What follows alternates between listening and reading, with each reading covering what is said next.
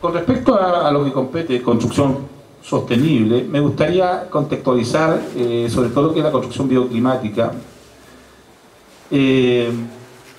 Lo que yo voy a definir por sostenibilidad, para el concepto que yo he aprendido, es que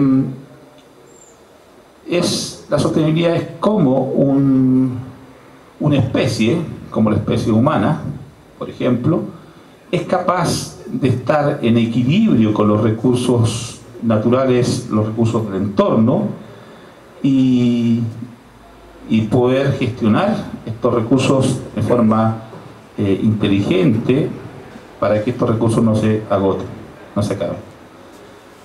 Nosotros sabemos que en el mundo ha ocurrido que han habido desequilibrios. Esto quiere decir de que efectivamente hay especies que se han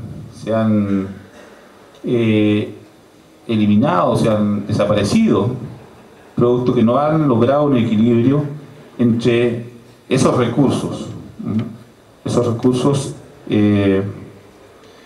Y cuando se habla de estos recursos, se habla de recursos de energía, por ejemplo, materiales, en este caso de la construcción, materiales de construcción, energía, agua, aire. Los materiales de construcción, ¿qué deberíamos hacer con los materiales de construcción? ¿O qué problemas podrían estar ocasionando para que no exista el equilibrio? Y si no existe el equilibrio, si se están agotando, no son sostenibles, porque esa es la definición que yo partí en un principio, que sostenibilidad significaba un equilibrio entre una especie, en este caso la especie humana, un equilibrio con los recursos naturales del lugar, sin que ellos se agoten. Alguien podría decir, bueno, a lo mejor la madera sí, la madera podría ser sostenible en el sentido de que la madera no se agota nunca, es un ciclo natural, pero el hormigón, el acero, todos son materiales que no son sostenibles, en el concepto de sostenibilidad que yo planteé en un principio. Reutilizar materiales, reciclaje de materiales, rehabilitación de viviendas, industrialización. Pareciera que estos elementos nos llevarían a poder tener un mejor equilibrio con estos recursos y por lo tanto que no lleguen a desaparecer. Si desaparecen, desaparece también la especie. Un tubo que ha sido desechado, ¿no? Lo que se hace o se puede hacer es habilitar este tubo, ¿no? Una pieza con cierta confortabilidad, eso se llama reutilizar. Hay muchas formas de hacerlo, este es un pequeño ejemplo entre muchos ejemplos que se pueden dar.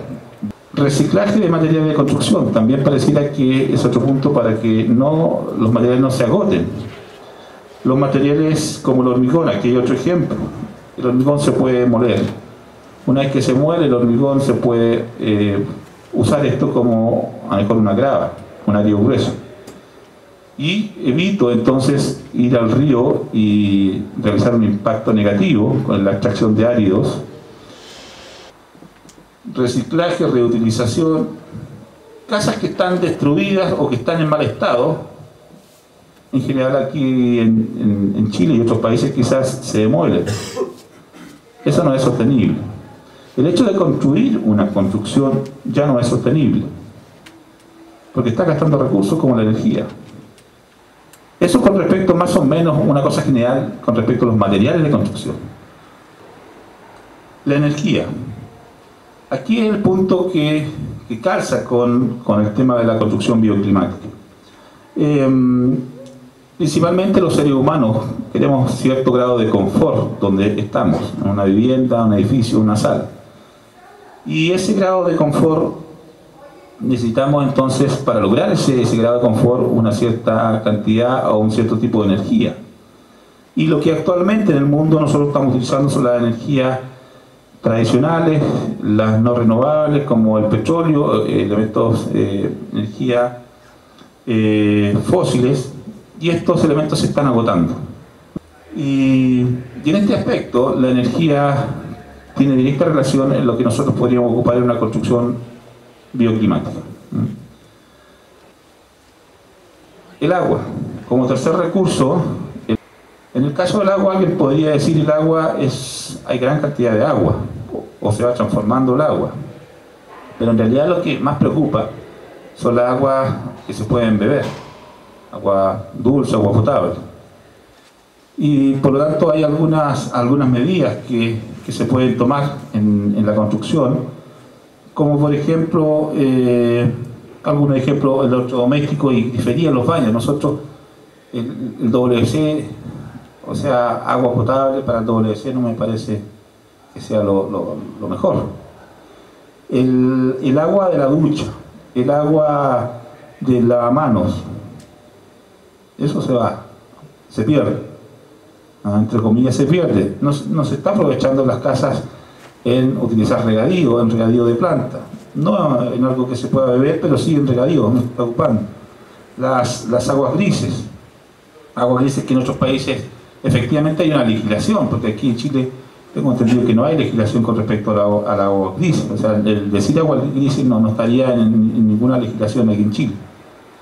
Y esa agua poder utilizarla, principalmente yo creo que el agua de la lavadora podría hacer algunos filtros naturales, quizás con gravas, con arena, y poder utilizarla como regadío. Hoy en día yo creo que si haces eso en tu casa y te descubre mejor el proveedor de agua, posiblemente mejor, no solamente te llame la atención, sino que estás cometiendo posiblemente un ilícito al parecer. Aprovechamiento de agua lluvia. Bueno, estamos en una zona de sequía, no parece que fuera eso muy simpático, decir aprovechemos el agua lluvia. Sin embargo, en cualquier otra zona sí podría ser una posibilidad de aprovechamiento del agua lluvia para regadío, para abastecerse como agua potable. En las casas de aquí de la región nosotros hemos visto en la ciudad de La Serena que la humedad que existe en un momento determinado caen ciertas gotitas por las cubiertas, y esas gotas que van cayendo se puede ir almacenando en algunas botellas y después utilizar esa agua. Bueno, eso sería entonces intentos por aprovechar esas aguas de aquí de la zona. Entonces se habla también de gestión integral del agua dentro del edificio. Tenemos que administrar bien el agua. Y finalmente, el último recurso que nosotros en la construcción está comprometido, o en este desarrollo sostenible, es el aire. El aire, ustedes dirán, bueno, el aire, me estaba hablando de que el desarrollo sostenible era un equilibrio, ¿cierto?, entre una especie y los recursos que no se agotan. El aire no se agota. El problema es que se está agotando el aire limpio. Y por lo tanto, si se está agotando el aire limpio, lo que habría que decir es que tampoco es sostenible lo que está ocurriendo con el aire. Nuevamente se está agotando, se está acabando el aire limpio. Constantemente estamos usando energías no tradicionales o tradicionales con contaminación y generando cierta cantidad de polución o de contaminación. Entonces la contaminación hace este proceso de producir energía, hace que el aire se contamine. Bueno, esos serían los 4 elementos que tenemos que cuidar dentro de esta definición de desarrollo sostenible, o también llamado en muchos países como sustentable. Pero hay toda una discusión, incluso hay algunos congresos que hablan sobre el término sostenible. Pero yo me he basado en la definición del profesor, del arquitecto José Fariña, de la Universidad Politécnica de Madrid, para esta definición que yo acabo de plantear.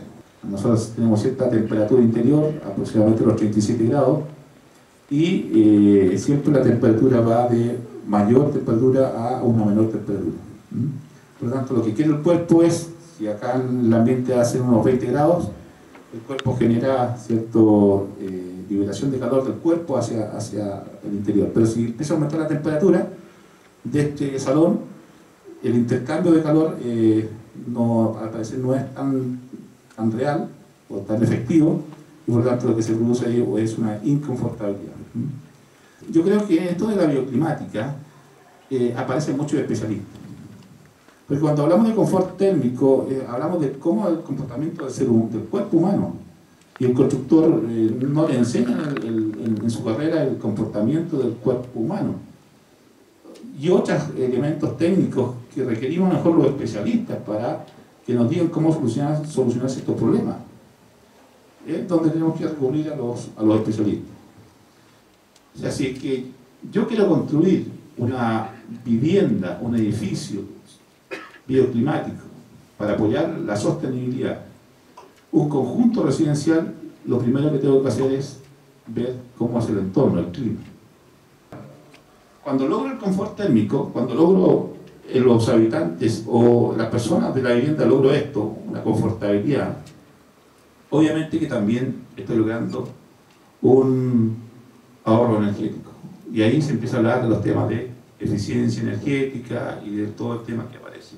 Pero yo creo que busco, en realidad, como constructor o como arquitecto, lograr la confortabilidad térmica de esas personas. Y lo demás, ¿qué ocurre? Que después, por añadidura o por consecuencia, logro un ahorro energético. Si voy a construir una casa, si compro este terreno que está acá, tengo que fijarme primero qué condiciones climáticas hay acá, cuál es el clima del lugar, definir el clima. O sea, qué temperaturas hay en invierno, en verano, el viento, velocidad de viento, dirección de viento, etc. Topografía del lugar. Bueno, una vez que yo tengo todo eso definido, yo digo, bueno, acá, fíjese el viento cómo es capaz de estos árboles que están acá, que los coloco en una dirección sur, no norte, sur. Pero posiblemente en las mañanas, si es muy fría la zona, yo tendría que a lo mejor orientar en una cierta cantidad de grados para que en la mañana pueda yo generar calor en esos muros. Ahora, esos muros también es importante, la materialidad, el tipo de material, resistencias térmicas, inercias térmicas, porque estos muros pueden ser acumuladores de calor. Por ejemplo, una piedra, un adobe, son materiales que acumulan mucho calor y que yo también, a través de cálculos, puedo saber cuánto se demora el calor en llegar, en traspasar ese muro y traspasar el calor cuando yo lo necesito o cuando lo necesiten esas personas. Entonces, puedo hacer una dimensión de un muro diciendo, ya perfecto, tienen que ser 1 metro de muro, 80 centímetros de muro, y yo cuando llegue el calor lo guardo en el muro y después lo entrego a las personas que están en la noche, porque ahí hace frío. Bueno, aquí podemos ver elementos externos, aprovechamiento de la energía eólica, ¿cierto? Y tenemos que saber de recorridos solares.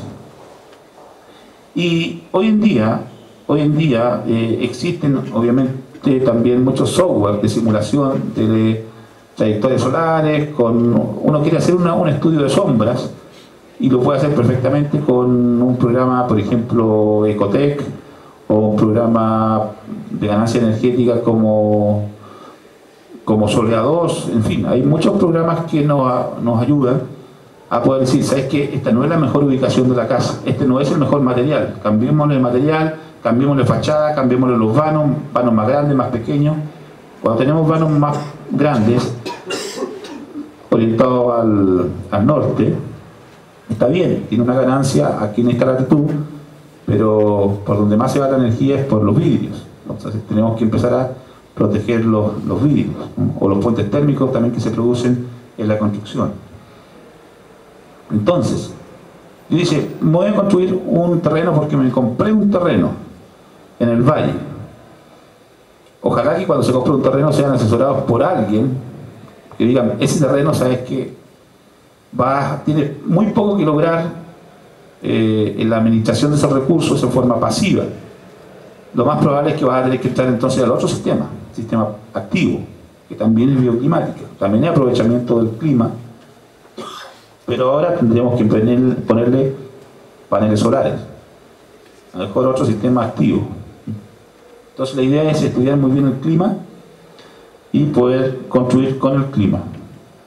Algarrobito es un pueblo que llama bastante la atención porque, y no solamente Algarrobito, sino que varios poblados del Valle del Elqui, en que el desarrollo del poblado, del antiguo poblado, y hay también rastros o evidencia de que aquí había un poblado antiguo, más antiguo que los que están acá, tienen una dirección este-oeste y tienen están todos orientados prácticamente hacia el norte. Y en el Garrubito, las mañanas al parecer serían frías, o sea, quiere decir que si son frías, tendríamos que orientar todo esto hacia el norte, buscando la mayor cantidad de casas que estén hacia el norte. Vegetación, se ve mucha vegetación, aquí a lo mejor se cortó vegetación que permite sombras en los patios. Prácticamente la fachada gana energía a través de toda la fachada hacia el norte. Podría ser que esté aprovechando sombras o también desviando vientos locales que se producen ahí, que estarían incomodando a las personas y no logrando la confortabilidad. Entonces, cuando tú sacas una fotografía como esta, que es bastante armónico además porque el movimiento tierra que causa eso es bastante mínimo, porque se está además adaptando a las curvas de nivel. Esta es una curva de nivel. Estas son curvas de nivel que todas las construcciones, prácticamente los caminos que pasan por ahí, está el camino y está la vivienda.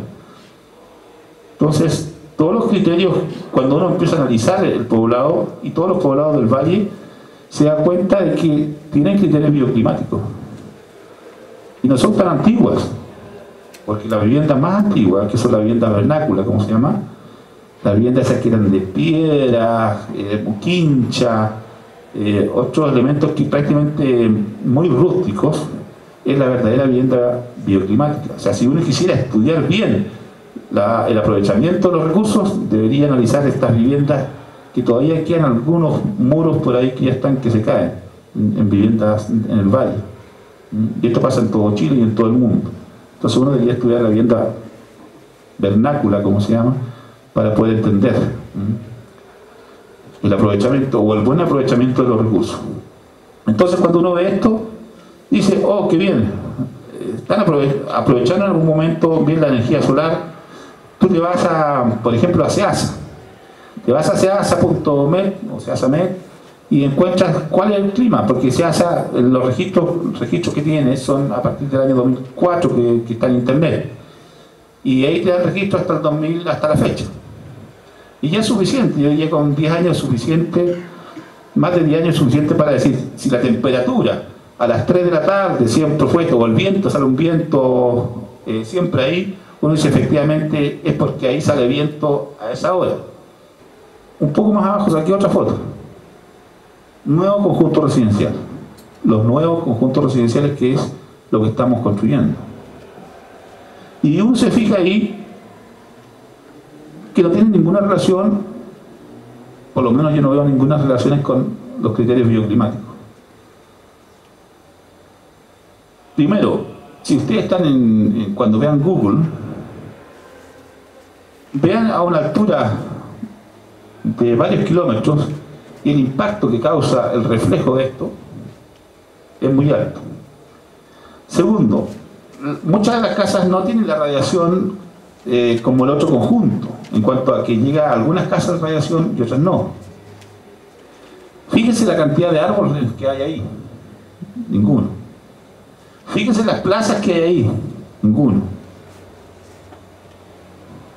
Entonces, cuando uno empieza a analizar esto, tú empiezas a preguntar a la gente del sector y empiezas a hacer encuestas.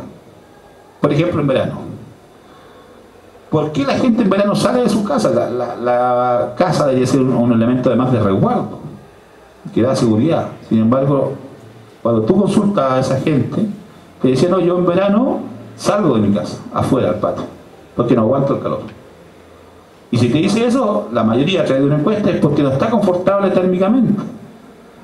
Y si es que tiene dinero para hacerlo, o si es persona que tiene dinero, va a instalar, si tiene mucho calor y no quiere salir de la casa, va a instalar aire acondicionado.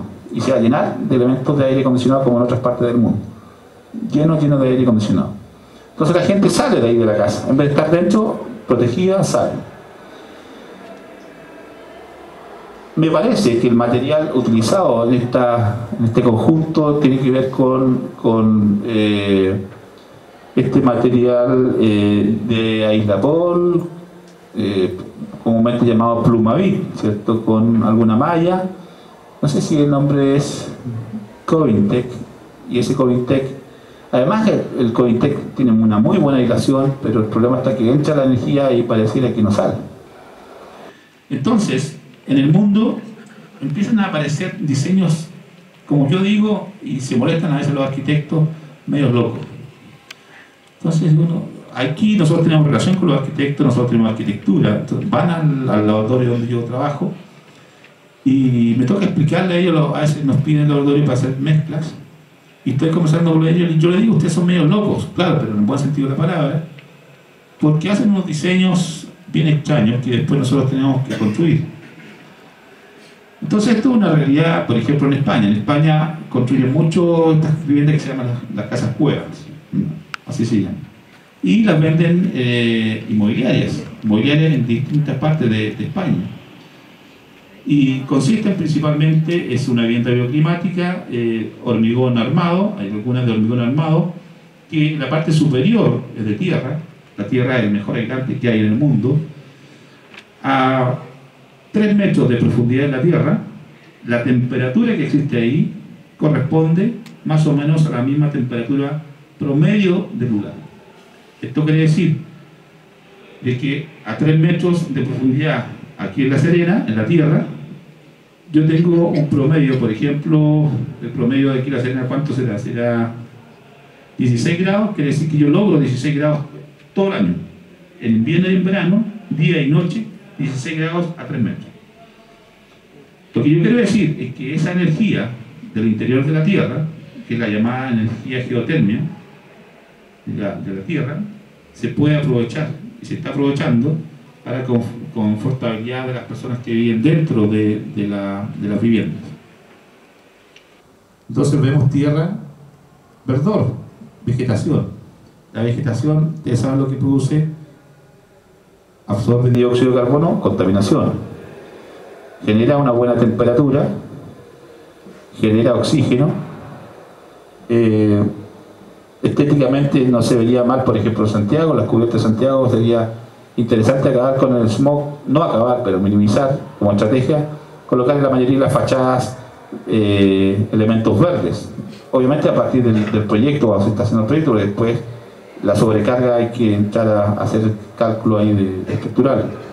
Pero dentro del proyecto uno puede generar fachadas verdes y cubiertas verdes con beneficio, temperatura, el sonido. Cuando hay sonido muy molesto en las ciudades, grandes ciudades contaminadas, con tierra, con esta vegetación, atenúa el sonido y ya hay más confortable dentro de la vivienda. Entonces las cuevas son una realidad. Si tengo una topografía determinada, está claro que la parte superior del viento es muy alto, la parte inferior al parecer también no es la adecuada, entonces tendría que instalarme orientando al norte, si es que estoy en una zona que necesita energía. Yo estoy necesitando energía en la ciudad de La Serena constantemente, y si aquí tuviera esa topografía yo me instalaría ahí, pero no en estos casos de acá, ni menos en el sur. Entonces así ocurre que uno empieza a analizar el lugar, árboles, dónde están los árboles, si es que hay mucho viento o dirección del viento. ¿Cómo averiguo la dirección del viento? Velocidad de viento, nuevamente. Si estoy en el Valle del Elqui, SEASA tiene puesto, no sé, unas 10 estaciones meteorológicas que yo puedo acceder a información. Entonces tengo registro del clima. Ahora, obviamente que a veces hay lugares en que están alejados de las estaciones meteorológicas y el clima, por lo tanto, cambia un poco. Si yo estoy, por ejemplo, cuando yo analicé el pueblo de Algarrobito, la estación más cercana era de Gabriela Mistral, que estaba a unos par de kilómetros. No tenía otra estación más cercana. Podía hacer una extrapolación y también podía tomar algunos datos en terreno. También tomé datos en terreno, velocidad de viento, temperatura, etcétera, para contrarrestar los elementos de los cerros que están ahí, porque si bien es cierto el clima es igual para todos, pero los cerros u otros elementos que están ahí, hay una influencia hacia el clima y se transforma en un microclima que es distinto. Por lo tanto tengo que ir ajustándome a eso. Aquí vemos como unas personas, ¿cierto? Una zona protegida. Hay mucho viento acá, pero esto, además de el viento es mucho más suave, aquí hay una zona, ¿cierto?, que puedo construir si es que el viento que viene, por ejemplo, del mar, un viento muy húmedo que no va a lograr confortabilidad, puedo generar efectivamente esta zona de protección, ruido, viento, etc. Vernácula, muy antigua, que ha sido transformada por supuesto, pero orientada al norte. No tiene ventanas, no tiene vanos en lado sur, a pesar de que podría aprovechar la energía no directa, sino que la energía indirecta, pero fíjense que no tiene vanos. Y está aprovechando a lo mejor este muro que estaba acá, este muro como elemento de generación de calor hacia la casa. Orientado al norte entonces, y la idea es que las casas se pegan unas con otras, están juntas, es mucho más sostenible, mucho más bioclimática que una que está aislada, no pierde tanto calor. Por lo tanto, el conjunto residencial que vimos en una fotografía en línea, todas las casas están pegadas, están pareadas. Esa es mucho más ecológica o sustentable o bioclimática, mucho mejor que una casa aislada. Nuevamente, analizando el terrenito, vemos la gran cantidad de árboles que existen en esta ladera. A media ladera sería lo ideal. Hay que sí ver cuáles son el viento, dirección del viento nuevamente, analizar bien el lugar y en función de eso construir.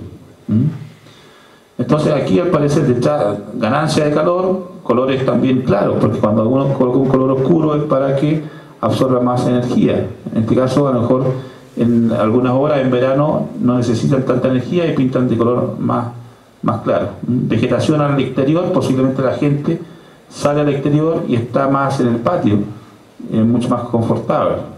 Sombras y a lo mejor barreras para tapar el viento que salga o del sur o posiblemente porque Algarrobito también tiene una influencia marítima importante. Solamente aquí es un gráfico donde muestra temperaturas del año 2004-2014, que es el registro que yo encontré en SEASA. Entonces tenemos temperaturas, en este caso máximas, pero en realidad está todo ahí. Temperaturas máximas, mínimas, promedios, temperatura, todo para decir que este clima es así en tal zona y a partir de ahí empezar a proyectar la vivienda. Bueno, te entrega de todo el SEASA. Me parece que hace poco había una charla del SEASA con respecto a desalinización de agua. Me parece que fue ayer. Cómo sacar agua ya que el agua potable está escasa, dijimos en un principio, sacar agua del mar. Y claro, los países que Israel me da la impresión que es el país que mejor o que la lleva sacando agua por un sistema que se llama, me parece, osmosis inversa. Y yo me pregunto, ¿le pasarán a uno que lo que es osmosis bien aplicado a la construcción? Entonces la química es importante para nosotros los constructores, pero que nos pasen una química de aplicación. Entonces si yo a cada uno de ustedes le pregunto qué es lo que es la osmosis o la osmosis inversa para aplicarlo para sacar agua o sacar la humedad de los muros de las viviendas, sería interesante que por lo menos uno supiera qué es lo que es la osmosis y qué es lo que es la osmosis inversa. Entonces la gente empieza a salir y colocar unos toldos afuera, lleno de toldos la casa. Entonces da una evidencia primero de que ¿qué pasa? Esto fue una fotografía que yo la tomé en verano. Empiezan a salir de sus casas y con toldos. No aguantan el calor, claro. Tienen que salir hacia afuera. Y los que no podían comprar aire acondicionado. O sea, si aquí hubieran construido construcciones de gente adinerada, yo estoy seguro que estaría lleno de aparatos mecánicos para aire acondicionado en verano. Y con lo que significa eso, no sostenibilidad. Acá técnicamente lo que deberíamos hacer a partir de esos datos es construir unas cartas que se llaman las cartas bioclimáticas. Las cartas bioclimáticas fueron confeccionadas más o menos por los años 60 por dos arquitectos que son los arquitectos Olgay. Los arquitectos Olgay tomaron información de estaciones meteorológicas y lograron unas cartas bioclimáticas y conforme a eso decían, este es el clima y al mismo tiempo mirando el mismo gráfico, así voy a construir. Una vez que yo tengo toda la información del clima, temperatura y humedad, aquí tengo temperatura y aquí tengo humedad. Más o menos 30%, 50% de humedad relativa y las temperaturas secas. Entonces, cuando nosotros graficamos esta curva que está acá la graficamos y luego empezamos a colocar en este gráfico las temperaturas, por ejemplo, lo más fácil, las temperaturas del año en un sector, por ejemplo el Garrobito, temperatura en enero promedio, temperatura y humedad promedio, temperatura en febrero y humedad promedio en febrero. O sea, tengo dos variables, temperatura y humedad, para enero y febrero. Si esos puntos yo los grafico, va dando un elemento como el que está acá. Esto también lo puedo hacer en forma horaria, o sea, a las 3 de la tarde, el 21, cada 21 de cada mes. Por lo tanto, aquí yo defino el clima del lugar. Yo digo, bueno, he construido la gráfica bioclimática y esto es el resultado del año en Algarrobito, por ejemplo. Quiere decir de que bajo esta curva, cualquier mes que está bajo esta zona, esta es la zona que se llama zona de confort. Cualquier punto de humedad, temperatura que ingrese a esta zona, quiere decir que en ese lugar la gente está confortable y no requiere medidas paliativas para poder estar confortable. La persona se siente confortable. Entonces, si está acá, en mes de enero, febrero, marzo, ¿qué es lo que necesita en este mes para llegar a la confortabilidad? Todos estos puntos que están acá son energía. O sea que necesita, obviamente, energía el poblado respectivo. Si a las 2 de la tarde está aquí, las 3 de la tarde, las 4 de la tarde está acá, yo puedo cuantificar cuántos son los kilocalorías o cuántos son los watts metro cuadrado que necesito de energía para que este punto pueda subir y entrar a la zona de confort. Si tiro esa cantidad de energía ahí, obviamente que la gente va a estar confortable. Entonces trato yo, primero dibujo, carta bioclimática, zona de confort. Este sería lo más ideal, 50% de humedad relativa y más o menos del orden de, supongamos, 21 grados. Eso depende de la zona. Por lo tanto, las confortabilidades, las temperaturas de confort son relativas, no es que sea una exacta. Segundo paso, grafico ahí lo que me da la estación meteorológica, humedad, temperatura. Y defino el clima. ¿Qué clima está resultando aquí? Una región fría. Una región fría que necesita radiación. Y si es todo el año eso, es todo el año que necesito energía. Y esa es la necesidad de ese lugar, o esa es la necesidad de esa vivienda que está en ese lugar. Por eso es muy importante trabajar con el clima. ¿Cómo ahora genero energía acá? Nuevamente los criterios. Oriento la casa al norte, o vamos a ver otros elementos, como por ejemplo, construir una fachada norte, como con un muro trombe, por ejemplo, trombe, o otros elementos que generen energía adicional. Ahí va nuevamente la creatividad de nosotros para generar elementos de energía hacia el interior. Y una vez que tengo graficado esta gráfica, y a las 3 de la tarde en Vicuña, un día de verano, a las 3 de la tarde, lo más probable es que a las 3 de la tarde en Vicuña, esto como es temperatura en el eje de las ordenadas, la temperatura si está por acá y la humedad está bastante baja. Tengo una humedad baja y una temperatura alta. Este gráfico, si vemos, indica que si el punto está ahí, necesita dos elementos para que se entre en un área de confortabilidad. Uno, estas curvas que están acá son necesidad de viento. Por lo tanto, la persona que está acá necesita viento, pero al mismo tiempo están estas otras curvas, que es la cantidad de agua. O sea, necesita humedad. Cuando tengo una fuente de agua en mi casa, en un patio, en un clima muy árido, muy cálido, seco, tengo que generar una fuente de agua en un patio, pero al mismo tiempo viento que genere evaporación y yo me siento está mucho más confortable, que es lo que hacemos nosotros cuando estamos en Vicuña, nos vamos a un río, viento, frescor, ¿ah? Y logramos confortabilidad. Entonces, estas líneas que aparecen acá son la cantidad de viento necesaria para lograr la confortabilidad. O sea, si estoy acá, ahí no aparecen los valores, pero uno los coloca los valores. ¿Qué velocidad de viento necesita? 1 metro por segundo, 2 metros por segundo. Bueno, aparece ahí en el gráfico. Aparece la cantidad de agua. ¿Cuánta agua necesito para que sea fresco este lugar? Pero resulta que yo también podría graficar y encontrarme con eso que está ahí. Ese clima, la mayor parte está en la zona de confort. O sea que la gente está muy, muy confortable. Y por lo tanto es una zona templada. Todo esto tuve que hacer los cambios acá, porque todos estos gráficos, aquí en Chile estamos en el hemisferio nuevamente sur. ¿Qué pasa en Irak? Irán?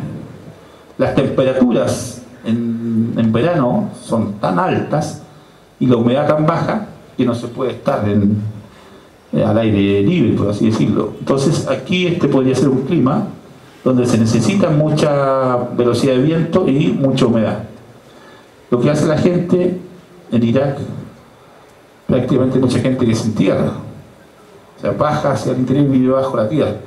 Hoy ya dijimos que la tierra era el mejor aislante que hay. Además que en Irán, me imagino que las tormentas de polvo, de tierra, deben ser muy fuertes, por lo tanto se protege la gente bajo la tierra.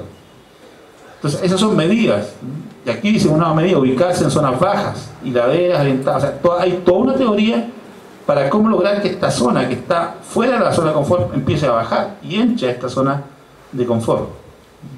Algunas cosas exteriores que, por ejemplo, en Irak, ¿verdad?, han hecho. Los patios, ahí aparecen. No es nada nuevo, o sea, viene de la arquitectura muy antigua, vernácula, fuente de agua, pero además tienen que asegurarse que entre viento acá y evapore. Y así la gente está en este sector, está bastante confortable. En Ecuador las temperaturas son muy altas y además mucha humedad, entonces no hay confortabilidad. Estamos hablando de que si este es el clima en un sector, pasa al lado derecho. ¿Qué pasa con la humedad? Es muy alta, esta es la humedad, y las temperaturas están bastante altas. ¿Qué necesita este sector? Bueno, necesita solamente viento. Solamente viento. No era el caso que si aparecía esta zona acá, aquí necesitaba viento, pero además necesitaba humedad, que era el clima anterior. Este clima cercano al trópico, diría yo, necesita viento, porque ya es húmedo.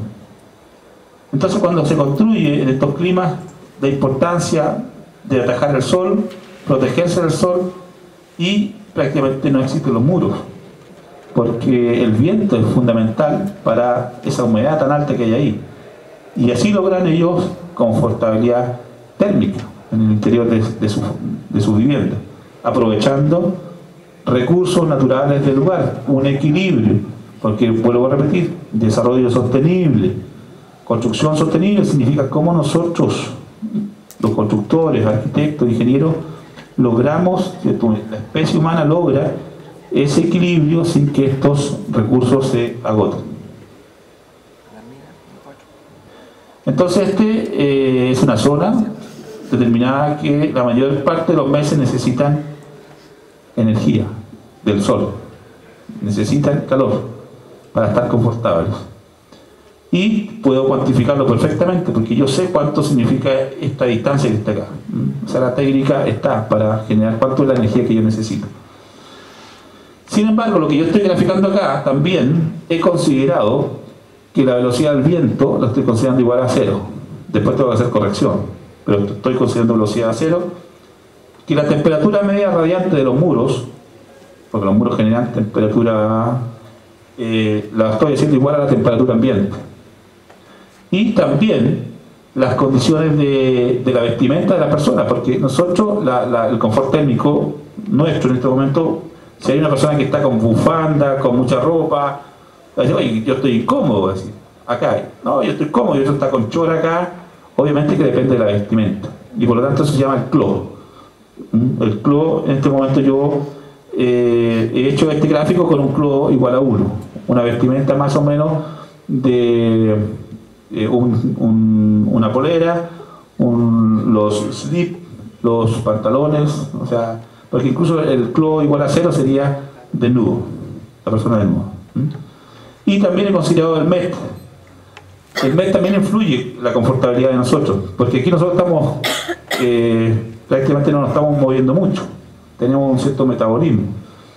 Pero si hay una persona que está ahí, una de esas bicicletas estáticas, me dice, oye, que no se puede soportar el calor acá. Claro, porque está andando en una bicicleta, el metabolismo es distinto.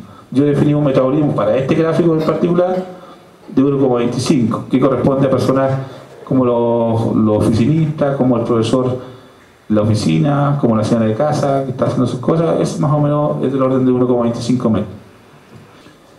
Algunas mediciones que estaba haciendo en unas casas antiguas, una vivienda vernácula, y todas tenían una dirección norte, con algunos ángulos de inclinación, principalmente para aprovechar el calor de la mañana. La mañana, como hace mucho calor, en el sector se gira un poco la vivienda y se logra aprovechar el calor de la mañana.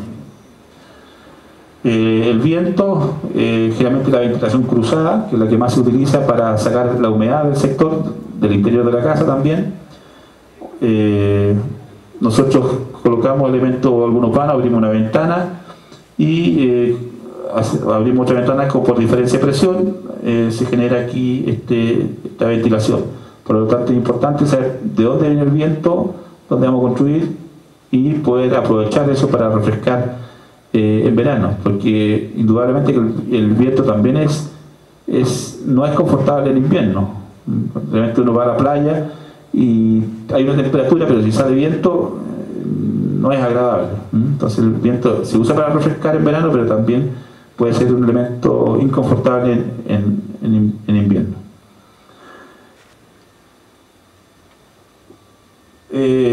Materiales de construcción, principalmente análisis ciclovía. Traten de ver siempre ISO 14041, que es la norma chilena e internacional que me facilita la cuantificación de la energía y de la contaminación en los distintos materiales de construcción, y poder comparar dos materiales, pero no solo en el precio, sino que comparar quién es el que gasta más energía en todo el proceso, desde la extracción de las materias primas hasta la puesta en obra y hasta que cuando el edificio se destruye, ¿qué voy a hacer con ese material? Eso lo cuantifica ISO 14041 en un proceso que está normalizado. Si yo tengo una construcción, digo, ¿cuál es en un clima como la Antártida? Yo no necesito estar expuesto al exterior, por eso no voy, si hacen menos 40 grados y construir una casa, lo que tengo que hacer es buscar una piel, como se llama, ¿cierto? Todo lo que es la cubierta, o sea, la piel se refiere a todo el envolvente, muros, todas las fachadas, con área lo más pequeña posible. Y la fachada más pequeña, obviamente o la envolvente más pequeña es la semiesfera. Y por lo tanto, construyendo un iglú, yo logro una superficie mucho menor que si fuera cúbica. Y por lo tanto saco ciertos factores que se llaman los factores de forma, área y volumen. Entonces hay elementos exteriores también, ocupando árboles de hoja caduca, cosa que en invierno pasa el sol al interior de la casa, pasa el sol, y en verano, por ejemplo, con una parra que está todo esto con hojas, en verano tapa la energía y estoy fresco, o sea, no hay energía que esté pasando al interior. Esos árboles deberían estar siempre en esta zona, en nuestra vivienda orientada al norte. Esos árboles de hoja, yo estoy nombrando un ejemplo, que se caiga la hoja en invierno para que penetre el sol y que estén florecidas para que no... Otra extraña coincidencia: invierno se cayeron las hojas, verano están tapando el sol. Pero estos elementos no es coincidencia. El efecto invernadero, ustedes han ido de repente, los que tienen un auto, que lo dejan estacionado en la energía, en el sol, llegan y se encuentran que tienen que abrir toda la ventana porque el calor que hay dentro no se aguanta. Y eso se llama efecto invernadero. Entra la energía del sol, pero no sale. Eso se puede aprovechar en climas fríos, acá también, colocando estos elementos de forma pasiva. Entra el sol, la energía, pero no sale. Entonces se aprovecha ese calor. Y la geotermia. Entonces esto ya se está haciendo. Vamos a ver qué posibilidad de realizar que con la energía de la tierra podamos calefaccionar una vivienda. Si orientamos la casa al norte, construimos este muro totalmente sellado, pintamos esto con color negro. Estas son piedras. Además, ¿por qué son piedras? Porque necesito un muro con gran inercia térmica que acumule calor y que lo llegue cuando yo quiera. No pase directamente el calor hacia adentro de la habitación, de la casa. Por lo tanto, llega el sol y calienta acá el aire caliente por razones obvias sube y empieza a echar por estos orificios que apenas se ven acá, pero aquí en el esquema se ve mejor. Entra el calor, cuando ya el calor se enfría, baja y empieza a salir por acá. Y sale por acá, se calienta nuevamente. Ahora, si quiero parar el sistema, cierro el sistema y circula libremente el aire que está acá. Se utiliza de forma casi artesanal, rústica también en algunas partes. Bueno, eso sería mi presentación. Nuevamente agradecer a los alumnos, al SEC de Ingeniería en Construcción y a la escuela. Gracias por su participación. Chao.